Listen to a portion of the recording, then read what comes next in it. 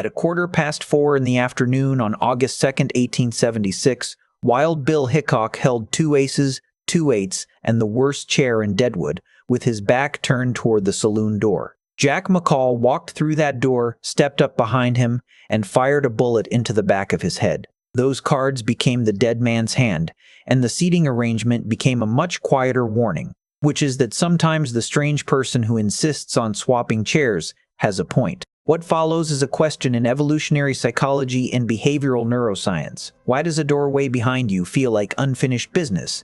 Most of us will never face a frontier gunfighter, and the man walking into your coffee shop is hunting for a charging socket rather than revenge. Put a perfectly ordinary person in a restaurant chair with an open doorway behind them, though, and the small ritual starts almost immediately. A glance over the shoulder arrives first, then a shift in posture, then another glance when the hinge squeaks, and finally the polite request to switch seats. That reaction feels dramatic because the conscious mind registers a door, while the machinery underneath registers an approach route it cannot keep verifying. Go back far enough and there were no doors at all, only gaps. A gap between rocks, a break in the brush, the mouth of a shelter lit by fire, and any one of those openings could deliver food, family, a stranger, a rival, or something with teeth and appalling social skills. The wood panel was never the important feature, because the channel was. Openings concentrate movement, so anything arriving is likely to arrive through one. Now give one person the seat facing that opening, and give another the seat facing a limestone wall decorated with Gary's latest bison drawing.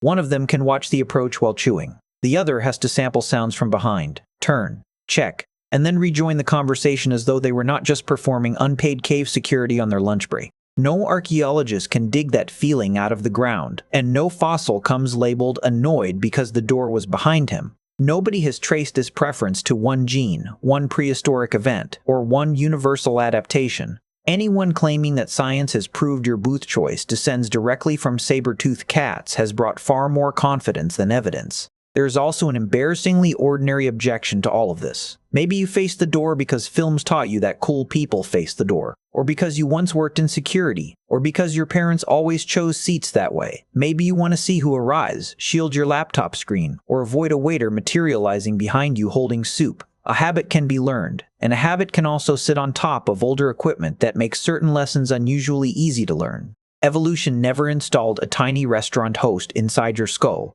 forever whispering a request for the corner booth. All it needed were nervous systems that cared about movement, approaching sounds, blind zones, and control over who could get close to you. Modern rooms supply the chairs, culture supplies the stories, experience adjusts the alarm, and the old equipment supplies the itch. Here is where the whole thing reverses. You are not really trying to watch the door, because what you are trying to do is stop monitoring it. Put the door in front of you and a single glance settles the question. Nobody is entering and the conversation continues. Put it behind you and the question never closes. So every footstep demands sorting and every shadow at the edge of vision requests a tiny vote. The protected seat feels calmer because it lets surveillance stand down, not because it keeps surveillance busier. In 1975, geographer J. Appleton gave one version of this idea a name, prospect-refuge theory. Prospect means being able to survey what surrounds you, while refuge means having some protection from exposure. A good perch delivers both at once, letting you see without being easy to approach unseen.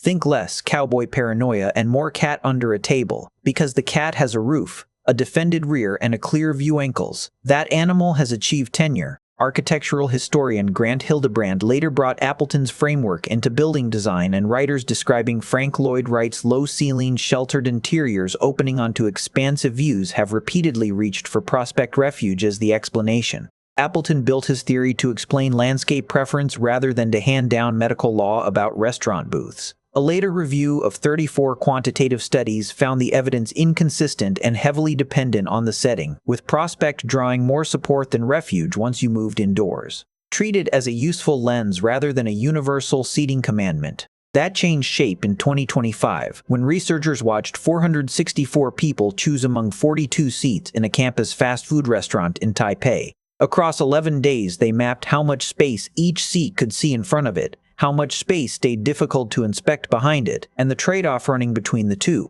What nobody expected was that forward visibility on its own barely predicted which seats people took. The stronger driver was having less unresolved space behind, along with a better balance between front and rear information. Up to 44.5% of the observed preference pattern traced back to rearward conditions, depending on the measure, and the front-to-back trade-off accounted for as much as 58.2%.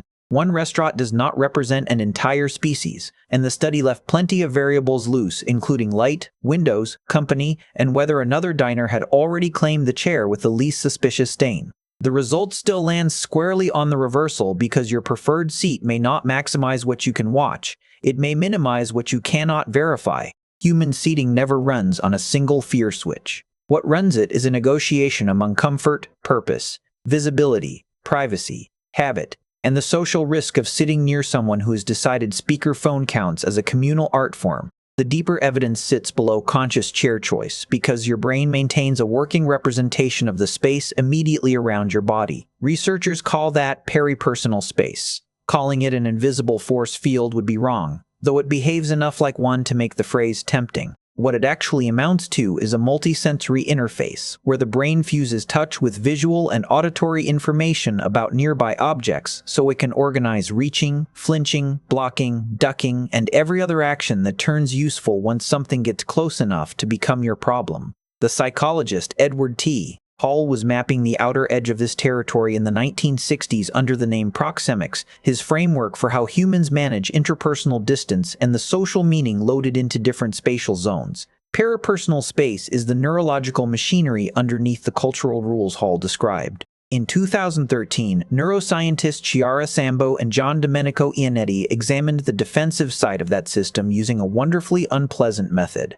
Electrical stimulation of a nerve in the wrist let them measure the blink reflex while 15 participants held a hand at different distances from the face. The reflex shifted sharply across a boundary sitting roughly between 20 and 40 centimeters, and participants scoring higher on trait anxiety tended to carry a larger defensive boundary. The amygdala, the brain's threat evaluation hub, is understood to be a key node in calibrating that boundary, which is why damage to it tends to flatten the personal space effect entirely. 15 people cannot reveal the geometry of the human soul, and that experiment involved no doors and no restaurant chairs. What it shows is narrower and more useful, which is that defensive readiness changes with distance, and that boundary is not identical in everyone. A doorway obviously sits much farther away than 40 centimeters, so the connection was never that the door itself lands inside a tiny defensive bubble. The connection is that an opening can deliver movement toward that bubble, and a doorway behind you stops vision from resolving the approach early. Your eyes are mounted on the front of your skull, a design choice settled long before restaurant architecture existed, which leaves sound carrying more of the load behind you.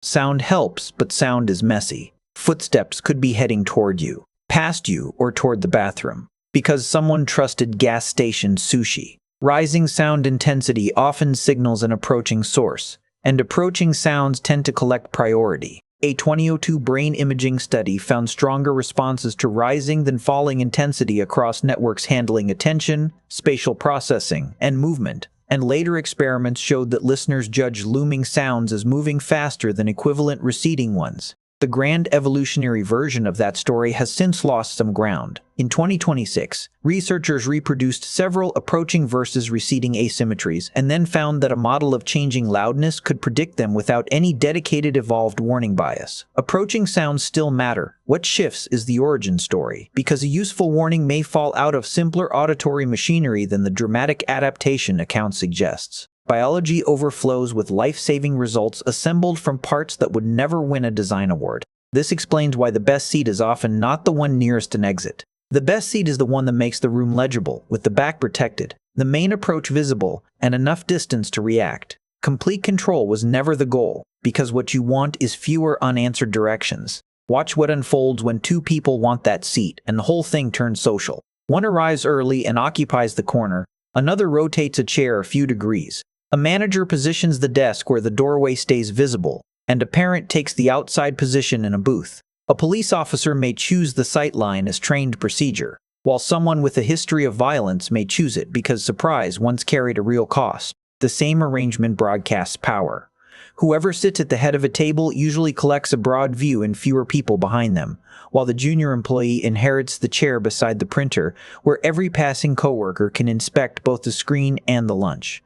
Architecture quietly decides who gets to relax and who stays exposed. Privacy stacks another modern layer on top. The unknown approach is no longer a predator or a rival, because now it is your boss appearing behind the monitor while the job search tab sits open, or a stranger reading a private message, or a sibling discovering that the important spreadsheet is a video of a raccoon stealing cat food. Ancient vigilance can protect very new secrets. This is where evolutionary mismatch walks in and steals your preferred chair. A mismatch happens when an older response operates under conditions that have changed faster than the response itself. But the sharper logic here belongs to evolutionary medicine researcher Randolph Nesse, who calls it the smoke detector principle. The principle has its roots in signal detection theory, the mathematical framework for weighing the costs of false alarms against the costs of missed signals. When a false alarm costs almost nothing and missing one real danger would be catastrophic, a protective system can throw off many false alarms and still be sensibly calibrated. Burnt toast irritates you, a house fire ruins you, and the detector screams at both.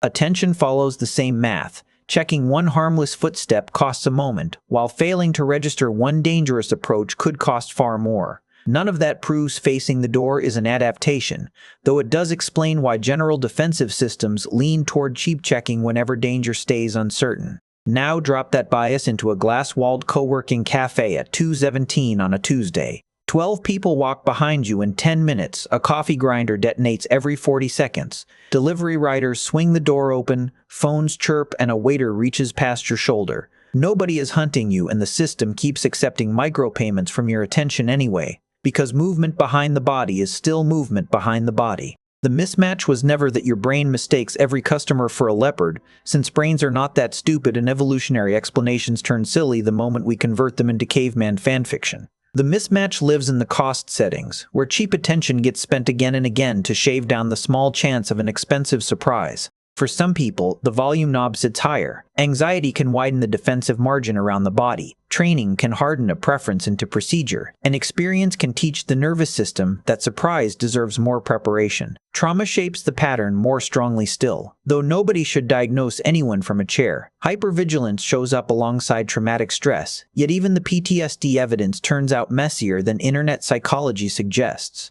A systematic review examined 11 eye-tracking studies covering 456 participants and found little support for the idea that people with PTSD consistently detect threats faster. What held up more reliably was sustained attention, meaning that once a threat registered, attention stayed locked on it. That correction matters because hypervigilance is no comic book power that spots every danger first. What it often amounts to is an exhausting difficulty in declaring the area safe, where the door keeps winning attention long after the conscious mind wants to discuss dinner. Some people choose the wall because they survived something, some because they were trained, some because they want privacy, and some because being startled ruins their evening. Others copy to parent, and a few simply enjoy watching the room. And some will sit with their back to the door, sleep through the fire alarm, and lose a phone while holding it, because human variation remains undefeated. No virtue lives in preferring one chair over another. A calm nervous system is not morally superior, a vigilant one is not broken, and each is placing a bet drawn from its own history, sensitivity, and surroundings. Trouble starts only when the alarm keeps charging you after the room is gone safe, when dinner turns into surveillance, or when a small seating preference begins shrinking the places you can tolerate.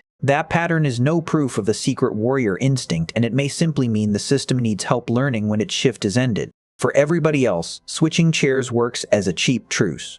Give the vigilant friend the wall, and they will catch more of the conversation. You will stop watching them check the hinge, and civilization will stagger forward by exactly one booth. Hickok's last chair converted a sensible bias into a brutal historical image, with aces, eights, and one open route behind him. Your coffee shop doorway is nothing like Deadwood, and the nervous system making the seating request was built under rules that sat much closer to it. Tell me in the comments which one you are. Back to the wall at any cost or completely indifferent about where you sit. If you want to keep understanding why your brain and body do things that make no sense in the modern world, subscribe, because we have a lot more of this coming.